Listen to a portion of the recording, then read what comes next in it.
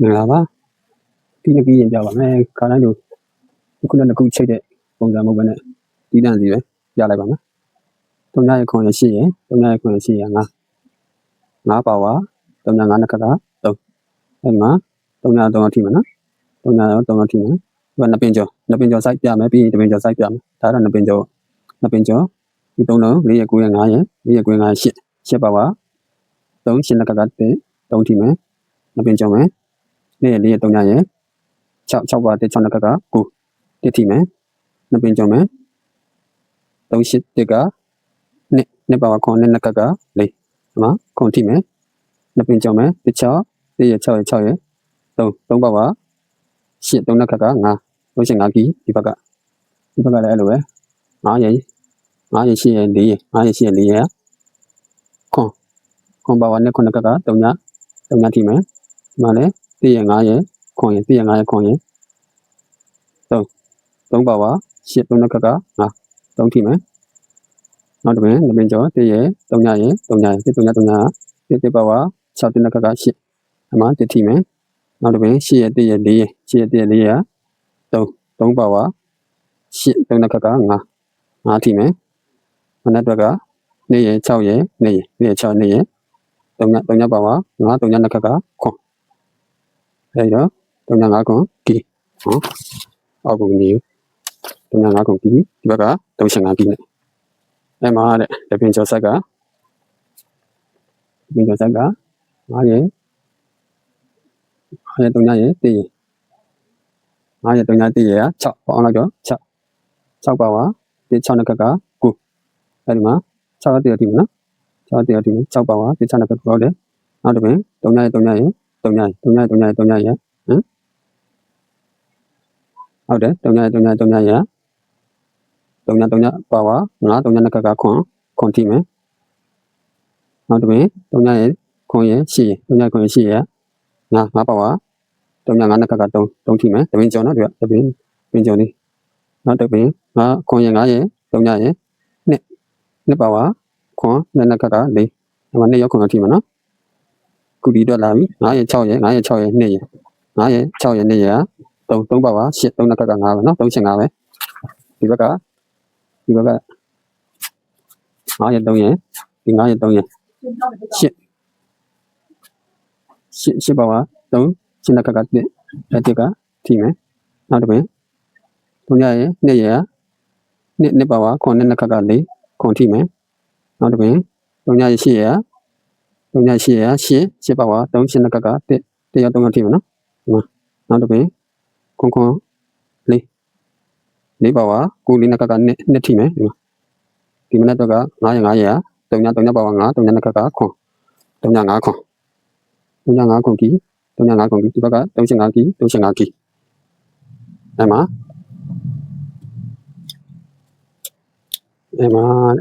စီလိုက်မယ်နော်35ကီနဲ့35ကီနဲ့3ည5ခွန်ကီနဲ့အဲ့တော့30 35 3ခွန်ဒီဘက်က80 85 8ခွန်50 50နဲ့မှာခွန်9ခွက်ထွက်တယ်ဟိုမှာတင်ခွက်လေးကြည့်အောင်ဒီဘက်ပြလိုက်ပါဒီဘက်ကတင်ခွက်ကဒါရင်ပြလိုက်မယ်ဘုကကမပြအောင်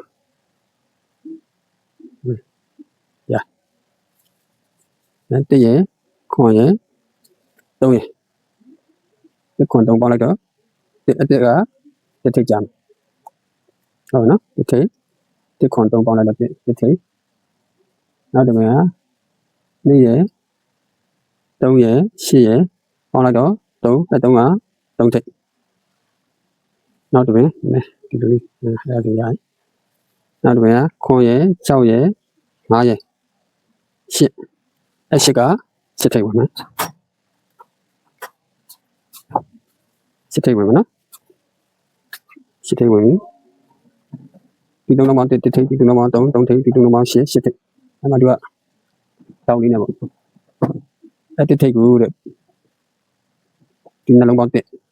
8ရဲ့3ရဲ့ပေါင်း1 1နှစ်ခက်ကခွန်ရဲ့3ညရဲ့1နဲ့8ပြီးပါမယ်1နှစ်ခက်8ဒီ1နှစ်ခက်ဒီ3လုံးနဲ့8ပြီးရမှာဒီနှလုံး1နှစ်ခက်ကိုဒီ3လုံးနဲ့8ပြီးရမှာအဲ့မှာဒီ3လုံးက1ထိပ်ဒီ1ကို1နှစ်ခက်ဒီလို8ပြီးရမှာ1ထိပ်ကိုအမှားယူတော့ဒီ3လုံးက3ပြီးတော့ဒီနှလုံးပေါင်းခြင်း5က5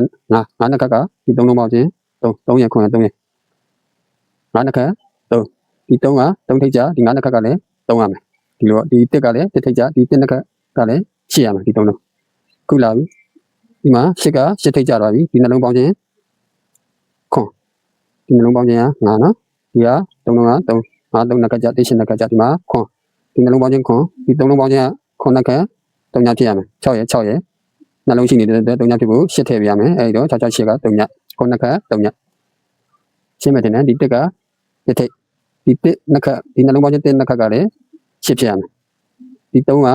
3လုံးပေါင်းခြင်း3က3ထိပ်ဒီနှလုံးက9နှစ်ခက်ကလည်းဒီ3လုံးပေါင်းခြင်း3ဖြစ်ရမယ်ဒီမှာလည်းလို့ပဲ3လုံးပေါင်းခြင်းက9ရဲ့6ရဲ့9ရဲ့ပေါင်းခွန်ရဲ့6ရဲ့9ရဲ့ပေါင်းခြင်းက8 8က8ထိပ်ဝင်မယ်ဒီနှလုံးပေါင်းခြင်းခွန်ရဲ့နှစ်ခက်ကဒီ3လုံးပေါင်းခြင်း3ညဖြစ်ရမယ်6ရဲ့6ရဲ့8ရဲ့အဲဒီတော့8ထိပ်ကအမှားရပါပြီနော်အမှားနောက်ဘက်ကလည်းအဲ့လိုပဲအပုံစံပါပဲတိတ်တော့မကွာပါဘူး3ရဲ့9ရဲ့4ရဲ့ပေါင်းလိုက်တော့6 6ကနောက်ဘက်ဝင်ဟုတ်နော်4ရဲ့2ရဲ့ခွန်ရဲ့ပေါင်းလိုက်တော့1အဲ့1ကနောက်ဘက်ဝင်ပြီးတော့4ရဲ့5ရဲ့1ရဲ့ပေါင်းလိုက်တော့4 5 1ပေါင်းလိုက်တော့3ညအဲ့3ညက3ညနောက်ဘက်ဝင်မယ်3ညနောက်ဘက်ဝင်မယ်နော်ဒီ3လုံးပေါင်းခြင်း6နောက်ဘက်ဒီ3လုံးပေါင်းခြင်း1နောက်ဘက်ဒီ3လုံးပေါင်းခြင်း3ညနောက်ဘက်အဲ့ဒီမှာတဲ့ခုနလိုပဲသူလည်းအထောက်လေးနဲ့သူကအဲ့တော့ကာလာလေးခွဲပြလိုက်မယ်ကာလာအနေလေးနဲ့ပြလိုက်အဲ့တော့ဒီကြာရသူကဒီ6က6နောက်ဘက်ဝင်သွားပြီနော်ဒီ3လုံးပေါင်းခြင်း9ရဲ့ခွန်ရဲ့9ရဲ့5ရဲ့3ရဲ့ပေါင်းခြင်းဟာခွန်အဲ့ခွန်ကဒီနှလုံးပေါင်းခြင်းလည်းခွန်ဖြစ်ရမယ်အဲ့လိုဒီ3လုံးပေါင်းခြင်းခွန်ဒီနှလုံးပေါင်းခြင်းခွန်ဒီမှာလည်းအဲ့လိုပဲဒီ4ရဲ့2ရဲ့5ရဲ့1နောက်ဘက်ဝင်သွားပြီဒီမှာ1နောက်ဘက်ဝင်သွားပြီအဲ့ချိန်မှာ3ညရဲ့1ရဲ့8ရဲ့3ညရဲ့1ရဲ့8ရဲ့9ဒီနှလုံးပေါင်းခြင်းလည်း9ဖြစ်ပြရမယ်ဒီ3လုံးပေါင်းခြင်း9ဒီနှလုံးပေါင်းခြင်း9ဒီမှာလည်းအဲ့လိုပဲ4ရဲ့5ရဲ့1ရဲ့3ညနောက်ဘက်ဝင်သွားပြီဒီ3လုံးပေါင်းခြင်းက3ညရဲ့ခွန်ရဲ့5ရဲ့ပေါင်းခြင်းက2ဒီနှလုံးပေါင်းခြင်းလည်း2ပဲဒီထိတ်စီးလိုပဲနော်ဒီကလည်းတောင်းနေပေါ့ဒီ3လုံးပေါင်းခြင်းဒီ3လုံးပေါင်းခြင်းက6နောက်ဘက်ဝင်မယ်ဒီ3လုံးပေါင်းခြင်းခွန်ဒီနှလုံးပေါင်းခြင်းလည်းခွန်ဖြစ်ရမယ်ဒီမှာဒီ3လုံးပေါင်းခြင်းက4ရဲ့နဲ့5ရဲ့1နောက်ဝင်မယ်ဒီ3လုံးပေါင်းခြင်း9ကလည်းဒီနှလုံးပေါင်းခြင်း9ဖြစ်ရမယ်ဒီမှာလည်းလိုပဲ4ရဲ့5ရဲ့1ရဲ့3ညနောက်ဘက်ဝင်မယ်ဒီ3လုံးပေါင်းခြင်း2က3ညရဲ့ခွန်5ရဲ့2ကလည်းဒီနှလုံးပေါင်းခြင်း2ရဲ့3ည2ဖြစ်ရမယ်ကြိုက်တယ်နော်အဲ့မှာဒီခွန်ကိုဒီလိုခွန်တာဒီ9ကိုဒီနှလုံးနဲ့9တာဒီ3လုံးနဲ့ကိုဒီနှလုံးနဲ့တာဟုတ်ပြီအဲ့တော့80တကွက်တယ်သူကအဲ့ဒါနဲ့မပြီးဘူးသူက break နဲ့ပါချုပ်ပြီးထားတာ break လေးပါချုပ်လိုက်တော့သူက break ကလည်း9ရဲ့8ရဲ့3ညရဲ့9 8 3ည9ရဲ့8ရဲ့3ညရဲ့ခွန်အဲ့ခွန်ကခွန် break ကြဟုတ်နော်ဒီ3ညရဲ့ဒီခွန်ရဲ့3ညရဲ့ခွန်ရဲ့ဒီခွန်ရဲ့3ညခွန်ကလည်း4အဲ့4က4 break ကြဒီမှာလည်းအဲ့လိုပဲ3ညရဲ့2ရဲ့6ရဲ့3 3ည6ပေါင်းလိုက်တော့8အဲ့8က8 break ကြ break ပါသူကချုပ်ပေးတာဒီ3လုံးခွန် break ဒီ3လုံး4 break ဒီ3လုံး8 break သူက break ပါကြိုက်သွားတော့အဲ့မှာတဲ့အဲ့မှာကဘာနဲ့ပြအောင်ဟောအနီရောင်နဲ့ပြလိုက်တော့အဲ့မှာဒါတော့အမြန်ပြလိုက်ပါဒီ3ည1ဒီ3ည1ပေါင်းလိုက်တော့1က3ပိုင်း1လုံးပိုင်းနော်ဒီမှာလည်းအဲ့လိုပဲ3ည1ပြီးတော့တပင်းချမယ်ဒီမှာ1နဲ့တပင်းချမယ်ဟုတ်ပြီကြတယ်ဒီတပင်းချမယ်1ရဲ့2ရဲ့ပေါင်းတော့3အဲ့3ကအပိုင်း3ပိုင်းဒီမှာအဲ့လိုပဲတပင်းချ3ရဲ့ခွန်ရဲ့ပေါင်းလိုက်တော့3ညအဲ့3ညလုံးပိုင်းဘာနဲ့ကတ်မလဲဆိုတော့သူက1လုံးပိုင်း9ရဲ့3ရဲ့3ရဲ့ရှုပ်တော့ရှုပ်နော်ဟိုကရတော့ရှင်းပါပါဒီ3လုံး3ရဲ့9ရဲ့3ရဲ့3ရဲ့5ရဲ့3ရဲ့ကပေါင်းလိုက်တော့1ပါပါ6 တစ်လုံးပိုင်းနဲ့ဒီနှလုံးနဲ့ပေါ့တစ်6ဆိုပြီးတော့ဒီမှာကြာရတယ်ဒီမှာလည်းအဲ့လိုပဲတစ်ရခွန်ရ8ရပေါင်းလိုက်တော့6ပါပါတစ်ဒီ3လုံးပိုင်းနဲ့6တစ်နဲ့ပေါ့3တစ်ဆိုပြီးကြာရတယ်ဒီမှာတစ်6ဆိုပြီးကြာတယ်ဒီမှာ3တစ်ဆိုပြီးကြာတယ်3တစ်ခုလည်းလိုပဲ3ညလုံးပိုင်းရပြီဒီကတစ်ရခွန်ရ9ရတစ်ရခွန်ရ9ရပေါင်းလိုက်တော့3ပါပါ8 3ဒီ3ညလုံးပိုင်းနဲ့3 8နဲ့ပေါ့အဲ့တော့ဒီမှာ8 3ညရပြီလား3 3ညပဲထည့်ရတော့မှာ3 3ညရရနော်ရှင်းလားမသိဘူးဒီတစ်ကတစ်ပိုင်းဒီ3က3ပိုင်းဒီ3ညပိုင်းအဲ့မှာဒီ3လုံး3ရ9ရ3ရပေါင်းလိုက်တော့တစ်ပါပါ6ဒီနှလုံးနဲ့ပေါ့တစ်6ဆိုပြီးထွက်တယ်ဒီမှာ3လုံးပိုင်းရပြီလားခွန်ရ1ရ8ရပေါင်းလိုက်တော့6ပါပါတစ်နှလုံးနဲ့3လုံးပိုင်းနဲ့ပေါ့3တစ်ဆိုပြီးတော့ဒီမှာထွက်တယ်ဒီမှာလည်း3ညလုံးပိုင်းရပြီလား1ရခွန်ရ9ရပေါင်းလိုက်တော့3ပါပါ8 3 8နဲ့3ညလုံးပိုင်းနဲ့ပေါင်းမှာ80 30နှစ်ကွက်ရည်နော်နှစ်ကွက်ရပြီဒီဘက်ကတော့ယူလေးပါပဲဒီဘက်ကစမ်းပြားကြီးမပေါ့အဲ့မှာ6ရ9ရ6ရ3ညရ9ရ3လုံးပေါင်း1အဲ့ဒီကပြန်နောက်တစ်ပင်1ရခွန်ရ3ရ1ရခွန်ရ3ရ3လုံးပေါင်းတော့1အဲ့ဒီက1ကလည်းပြန်နောက်ပဲပဲနောက်တစ်ပင်1ရ9ရ1ရ9ရ1 3လုံးပေါင်းခွန်အခွန်ခွန်နောက်ပဲခုဒီကြာတော့ပြီမနေ့အတွက်ကခွန်ရ6ရ3ညရခွန်ရ6ရ3ညရပေါင်းလိုက်တော့3အဲ့3က3နောက်ပဲ3က3နောက်ပဲမယ်နော်ရှင်းလေးပါဒီကတော့6ရ3ည9ရ1နောက်ပဲ1ရခွန်ရ3ရ1နောက်ပဲပဲ1ရ9ရ1ရခွန်နောက်ပဲခွန်ရ6ရ3ညရ3နောက်ပဲရရနော်အဲ့မှာထိပ်စီကတော့လွယ်ပါတယ်2ပါဝါခွန်ကြမယ်10ပါဝါ3ကြမယ်ခွန်ပါဝါ2ကြမယ်5ပါဝါ3ညကြမယ်ဒီက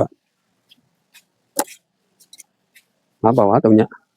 ပါဝါတွဲလေးကြာ2ခွန်ပါဝါ10 3ပါဝါခွန်2ပါဝါ5 3ညပါဝါတွဲ3ည3အဲ့3ည3ကဒီမှာလဲ30ဆိုပြီးပါပြီဒါမှာအဲ့မှာထိတ်ကိုတဲ့ထိတ်ကနောက်တစ်လိုင်းရှိပြီထိတ်ကအဲ့လိုပါဝါမလို့ချင်ဘူးမယူချင်ဘူးဆို2ပါဝါခွန်10ပါဝါ3ခွန်ပါဝါနဲ့5ပါဝါ3ညအဲ့ဒါမလို့ချင်ဘူးဆိုလဲဒီလိုလဲရှိပါတယ်3ရက်4ရက်3ရက်4ရက်3ညရက်ခွန်ခွန်တိတ်2ရက်3ရက်8ရက်ပေါင်းလိုက်တော့3လုံးပေါင်းလိုက်တော့3အဲ့3က3တိတ်ဒီမှာလား8ရက်4ရက်3ညရက်ပေါင်းလိုက်တော့2အဲ့2က2ထိတ်ဒီမှာဒီအတွက်ကခွန်ရက်6ရက်2ရက်ပေါင်းလိုက်တော့5ထိတ်5ထိတ်ဆိုတော့3နဲ့ကတ်လိုက်ရင်53ဟိုဘက်က10ပြိတ်နဲ့လည်းကတ်တယ်50နဲ့မှ3ဒီဘက်က53ပေါ်3ည3 3နဲ့3ည3နဲ့ဒီကောင်တော့ရှင်းပါလေဒီ3လုံးတက်ကတင်နောက်ပိတ်ဒီ3လုံးတက်ကတင်နောက်ပိတ်ဒီ3လုံးခွန်နောက်ပိတ်ဒီ3လုံး3က3နောက်ပိတ်အဲ့မှာ2ပါဝါခွန်10ပါဝါ3ခွန်ပါဝါနဲ့5ပါဝါ3ည3ဒါမှမဟုတ်ရင်ခွန်ထိတ်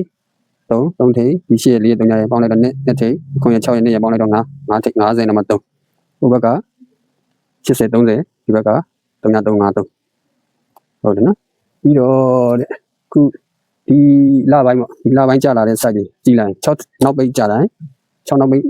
ကြာပြီတိုင်း9 3ညအလုံးကကြာပြီတွေ့ရတာပေါ့နော်ဒီလပိုင်းဒီအရှိပဲဟိုဘက်မှာလည်းနည်းနည်းပါးပါးရှိသေးတယ်ဒီ6ထိတ်6နောက်ပိတ်ကြာပြီဆိုတာနဲ့9 3ညကတ်ပြရတယ်ဒီမှာ6နောက်ပိတ်ကြာတယ်9ကတ်တယ်ဒီမှာ6နောက်ပိတ်ကြာတယ်9ကတ်တယ်ဒီမှာ6နောက်ပိတ်ကြာတယ်3ညကတ်တယ်ဒီမှာခု6နောက်ပိတ်ကြာပြီ3ည9က1ချိန်နီးပါးလောက်ကောင်းတာပေါ့နော်အဲ့ဒါစာရွက်အဟောင်းနဲ့ပြလိုက်တာပါကဏ္ဍကြည့်တဲ့စာရွက်ပေါ့ဟုတ်ပြီအဓိကကတော့တဲ့3ည30လာမယ်35ရမယ်80ရမယ်85လေးပါထည့်ထုတ်လိုက်ပါအဓိကတော့30နဲ့80နဲ့အဓိကပါ30နဲ့80နဲ့စတားလေးတွေပြတာမယ်30 80အော်မယ်ဒီ3နဲ့55နဲ့လည်းထည့်ထုတ်လိုက်ပါ5 3ညက1ချိန်ဖြစ်သွားတယ်1ချိန်ပုံစံဖြစ်သွားတယ်5 3ညဒီဘက်ကလည်း5ပါဒီဘက်လည်း5ပါတယ်ဘယ်တော့ပါလဲအားလုံးမနေ့ပြန်လောက်ွယ်နေမှာအားလုံးကံကောင်းကြပါစေရပါပြီ